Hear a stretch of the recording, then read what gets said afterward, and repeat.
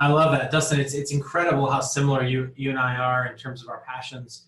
I was just on a call before this podcast with a leading university that I'm not going to name just because I want to protect their anonymity, how you say that word, but they were talking about how they want to reimagine education. And it's interesting to hear you say that because as a programmer and someone with an engineering background, I look at just how something like a Git repository is structured, branches, trees, forks, etc.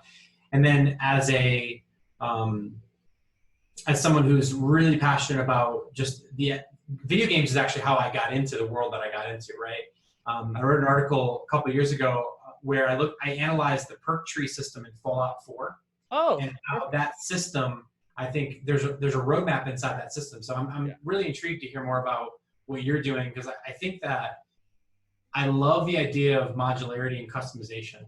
I really believe that the world's greatest knowledge hasn't been unlocked yet, not because of Google or not because of these great techniques, YouTube, all these tools that we have at our fingertips, but because of learning modalities. So I think that you're onto something very, very sharp, and I'm like super intrigued to hear more about it.